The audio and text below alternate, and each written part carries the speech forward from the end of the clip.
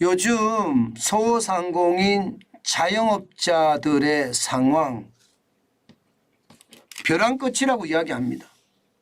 점점 말입니다. 시간이 가면 갈수록 자영업자들은 절규하고 있다는 이야기예요. 사실 자영업자들은요, 최저임금을 내려달라고 호소를 했거든요. 2.5%도 어렵다. 예. 지금 동결이 최선이고 주유수당을 없애줘야 되는 게 맞다. 그렇게까지 목이 터져라 외쳤지만 자영업자들에게는 그런 게 없었다는 거예요. 게다가 말입니다. 이게 최저임금도 차등제로 적용을 해야 된다. 이게 똑같이 적용하지 말고 업종별로 말입니다. 차등제를 적용하는 게 좋지 않겠느냐. 그런 이야기까지 자영업자들이 계속 외쳤지만 사실 최저임금은 오르고 말았습니다. 9,620원에서 9,860원으로 2.5%가 올랐습니다. 여러분, 실제 말입니다. 지금 자영업자들은요, 그 어느 때보다 절규하고 있거든요. 예, 그만큼 말입니다. 심각하다는 이야기예요. 심각하다. 예, 어느 정도 절규냐, 뭐 표현하기에 따라서 다르지만요. 폐업 아니면 해고뿐이다. 이렇게 이야기할 정도니까 자영업자들의 고통이 지금 얼마나 커지는지 저는 현장에 가보면요. 확실히 깨달을 수 있다고 생각합니다. 제가 뭐 어떻게 생각하면 요즘 말입니다. 뭐 자영업자분들의 대변인 역할이 제가 된 것 같은데요. 저도 이제 국밥집을 해봤으니까 그런데요. 전화 와서 하시는 이야기들이 똑같은 이야기예요. 최저임금 저렇게 올려서 우리가 어떻게 사느냐. 이게 핵심 이야기입니다. 실제로 여러분 자영업자들 최악입니다. 보세요. 1월에서 5월까지 노란우산 폐업 공제급 지급 건수입니다. 건수가 말입니다. 1월에서 5월까지만 48,486건입니다. 엄청나죠? 엄청납니다. 장난 아닙니다. 예. 그러면 폐업을 이렇게 많이 했다는 거예요. 1월에서 5월까지만. 5만 건이 넘는다는 뜻, 5만 건이 6월까지 가면 5만 건이 넘는다는 이야기잖아요. 지금 보면 말입니다. 1월에서 5월까지 48,486건이라는 것은요. 예, 한 달에 10,000건 이상 망한다는 거예요. 10,000건. 그러면 올 연말 가면 이 순서대로 가면요. 10만 건이 넘는 것은 당연해 보입니다. 당연해 보여요. 그만큼 말입니다. 지금 현장은 굉장히 어렵다는 이야기. 굉장히 어렵다는 이야기. 이게 현실입니다. 현실. 2017년만 하더라도 연 71,848건이었습니다. 2021년에 9만 건까지 올라갔거든요. 95,463건. 그리고 2023년에는 91,330건이에요. 올해는 10만 건이 넘는다는 게 일반적인 이야기예요.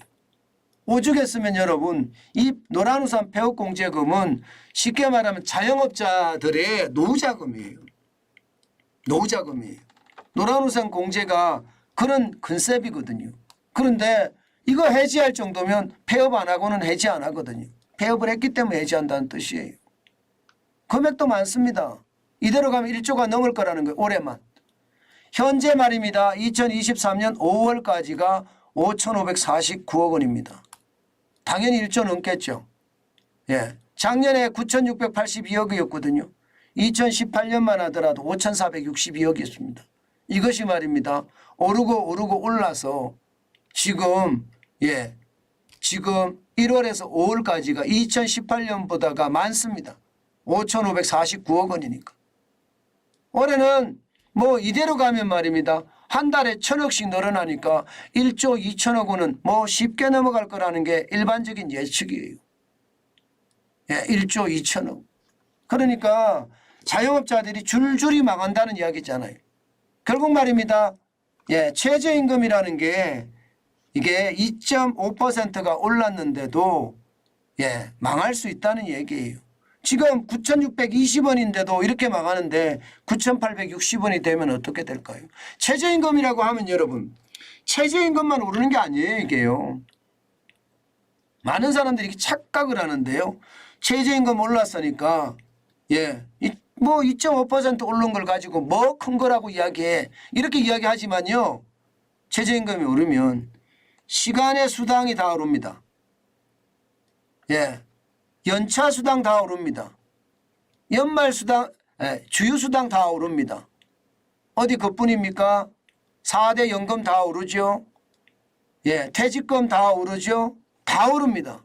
버텨낼 재간이 없어요. 2.5% 올랐다고 해도요 2배가 넘게 오르는 거예요. 지불하는 사람 입장에서는요. 2.5%가 아니라 5%가량 올랐다는 이야기가 되는 거예요. 예, 제가 자영업을 해봤기 때문에 알거든요. 자영업을 해봤기 때문에. 그만큼 말입니다. 심각하다는 뜻이에요. 그러다 보니 말입니다. 이게 내보낼 수밖에 없어요. 나홀로 자영업자 늘어나는 거 보세요. 지금 5개월 새 7% 늘어났습니다. 28만 8천 명이 늘어났어요. 6월 기준으로 말입니다. 438만 7천 명이 나홀로 자영업자가. 이게 직원을 둔 자영업자들이 직원을 내보내니까 나홀로 자영업자가 계속 늘어난다는 이야기잖아요. 저는 이런 게 왜 정부에는 잘 안 들어갈까? 예, 현장 중심의 정책을 왜 펼치지 않을까? 참 이런 생각 많이 해봅니다. 오죽했으면 자영업자들이 지금 죽겠다 이런 소리를 칠까요? 이게 현장에 대한 이야기를 들어보면 말입니다. 어디 하나 똑같은 데가 없어요. 포차를 운영하는 분도 어떻게 이야기하냐면요. 5인 이하 사업장인데 매출이 더 줄고 인건비는 더 늘어나니 더 이상은 직원을 쓸 여력이 없어 직원을 내보내야 하나 고민 중이다. 이렇게 이야기합니다. 예, 뭐 실제입니다. 이게 포차를 운영하는 사람도 이렇게 이야기하고 있고요. 의정부에서 편의점을 운영하는 사람은요. 꼼짝없이 24시간 운영해야 하는데 그 시간을 전부 알바생으로 고용하기에는 부담스러운 게 사실이다. 알바생 줄이고 내가 일하는 사람 더 늘릴 수밖에 없다. 이렇게 이야기합니다. 게다가 말입니다. 인건비가 차지하는 이게 비용이요. 내가 버는 돈의 70%라 70%. 70%면 이거 버티지 못한다는 뜻이 돼요. 버티지 못한다. 예, 경기도 안산시에서 고깃집을 하는 사람들도 똑같이 이야기합니다. 예, 정직원 3명, 알바 2명이 함께 일하고 있는데 인건비가 오르니까 이제 감당 안 된다. 정직원을 줄여야 되겠다.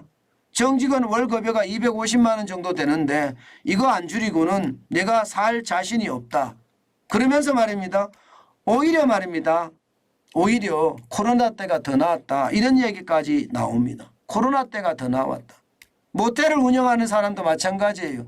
충남 천안시에서 모텔을 운영하는 사람이 하루 10시간 정도 본인은 일하는다는데 4명을 고용해서 일하지만 야 요즘 같을 때는 예 청소도 내가 하고 사람을 오히려 줄여야 된다.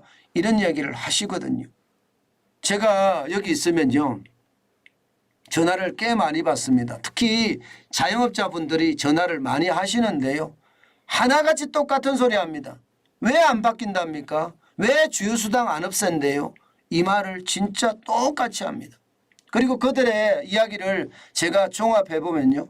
뭐 5중고 6중고라고 이야기해요. 인건비, 원재료비, 전기 가스비, 임차료, 예, 게다가 경기 침체까지. 임차료요 여러분 내리는 것 같죠? 안 내립니다. 왜냐? 왜 안 내리는지 아세요? 집주인들 입장에서요. 집주인들 입장에서도 이게 이게 쉽게 말하면 이자가 늘어났어요. 이자가 늘어났다고 올려달라고 합니다. 뭐 법정 5%요? 법정 5% 없습니다. 예, 법정 5%는 이게 법이 그렇고 그런 거고요. 뭐 저만 하더라도 작년에도 말입니다. 제가 한 18% 정도 올려줬던 걸로 기억하거든요. 18%. 법정 5%니까. 그래서 작년에 제가 뭐 사무실 임대료를 올려달라 하길래 그래 뭐 이자도 많이 올랐다니 올려주겠다 이렇게 생각하고 내년부터는 이제 법정 5%를 받지 않겠느냐. 10년 동안 상가는 그렇게 받지 않겠느냐 생각을 했거든요. 웬걸이요? 올해도 말입니다. 올해도 이게 적어도 말입니다. 적어도 뭐 한 15%? 지금 280만 원을 내고 있는데 여기다가 310만 원이니까 30만 원을 더 올려달래요. 30만 원. 30만 원을 더 올려달래요. 저는 이런 것을 보면서 참 가슴 아프다고 생각도 해요. 가슴 아프다고. 아마 많은 분들이 저처럼 뭐 가게 주인이 다 그런 것은 아닙니다. 어떤 주인들은요. 오랫동안 안 올리시는 분도 있어요. 함께 살자는 그런 차원에서 말입니다. 그러나 일부 사람들은 저희 이 사무실 주인처럼 말입니다. 그냥 막무가내입니다. 막무가내. 내가 이자가 올라서 못 견디겠는데 법이고 나발이고 없습니다. 그게 사실은 현실이에요. 어떻게 생각하면 그런 생각이 들더라고요. 야, 이렇게까지 작년에도 많이 올렸는데 올해도 이렇게 올려달라고 한다. 그런 것을 보니까 어떻게 생각하면 좀 우울한 생각도 들더라고요. 그렇지만 저는요. 뭐 오죽했으면 그럴까? 저는 그렇게 생각하려고 합니다. 그게 오히려 제 정신건강에도 좋은 것 같아요. 정신건강에도. 1년에 안 그래도 어려운 제가 운영하는 이 사무실이 360만 원이 더 올라간다 그러면 더 어려워지겠지만 그렇다고 제가 뭐 포기할 사람도 아니고요. 앞으로 더 열심히 일해서 뭐 저도 다른 방법을 강구하면 되지 굳이 말입니다. 뭐 또 작년처럼 뭐 할 생각도 없고요. 작년에도 그냥 적당한 뭐 그냥 올려주고 말았는데 올해도 그럴 참입니다. 그만큼 말입니다. 저도 이렇고요. 많은 자영업자 분들도 저랑 비슷한 상황들이 많을 거예요. 그렇지만 여러분 힘내시자고요. 힘내시자고요. 가게 주인 잘 만나는 것도 그것도 행운이라고 이야기하니까요. 뭐 주인이 다 나쁜 사람들은 아니라고 제가 말씀을 드렸잖아요. 좋은 사람들도 천지니까. 우리 있잖아요. 어렵다 폐업 아니면 해고뿐이다. 그렇게 이야기를 하지만 버텨내 봐야지요. 임대료도 올라가고 인건비도 올라가고 원자료비는 조금 떨어집니다. 그러나 전기가스비는 또 올라가고 있으니까 힘들죠. 그러나 여러분 제가 늘 말씀드리는 거 있잖아요. 가만히 서 있으면 땅이지만 내가 움직이면 길이 된다고. 여러분 우리 움직이면서 길을 만들자고요. 그것이 말입니다. 저는 세상을 살아가는 길이라고 제가 매일경제TV 대표를 하고 나와서부터 말입니다. 느낀 거예요. 이게 안 그래도 말입니다. 저는 늘 움직였던 사람인데 이 돈이 없으면 더 많이 움직여야 된다. 몸으로 때워야 된다. 저는 그런 생각을 요즘은 절실하게 하고 있고요. 앞으로도 포기하지 않고 앞으로 쭉 밀고 갈 겁니다. 세상에 저에게는 포기란 없습니다. 여러분들도 힘드시지만 저는 포기하지 않았으면 좋겠습니다.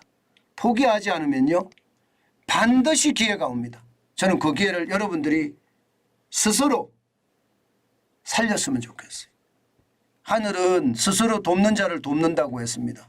스스로 자기를 도와야지 하늘도 도와주고 남도 도와줄 수 있거든요. 스스로 자기를 돕지 못하면 어느 누구도 도와주지 않습니다. 그러니까 포기하지 마시고 앞으로 한 걸음 한 걸음 걸어가서 길을 여는 것 우리가 했으면 좋겠습니다.